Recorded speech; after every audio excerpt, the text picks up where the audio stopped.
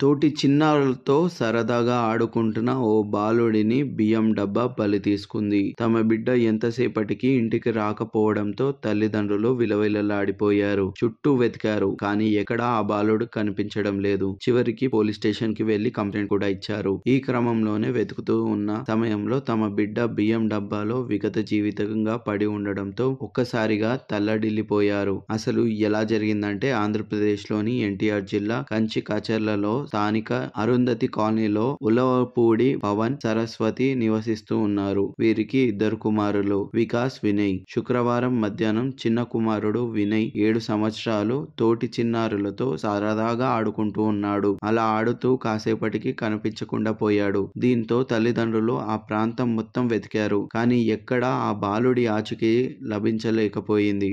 తోటి పిల్లలను అడిగినా కూడా ప్రయోజనం లేకుండా పోయింది.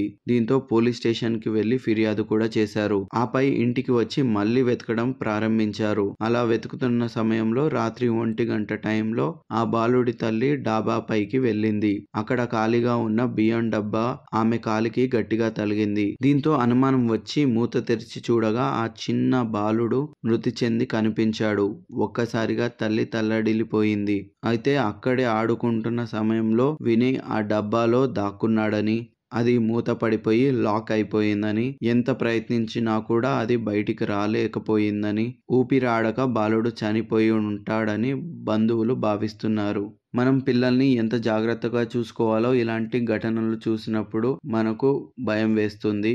అలాగే జాగ్రత్తగా కూడా ఉండాలి. ఈ వీడియోని మీ ఫ్రెండ్స్ అండ్ ఫ్యామిలీ మెంబర్స్కి అందరికీ షేర్ చేసి ఈ విషయాన్ని అందరికీ తెలిసేలా చేయండి. వాళ్ళ పిల్లల్ని జాగ్రత్తగా ఉంచుకోవడానికి మీ వంతు ప్రయత్నం చేయండి. Thanks for watching.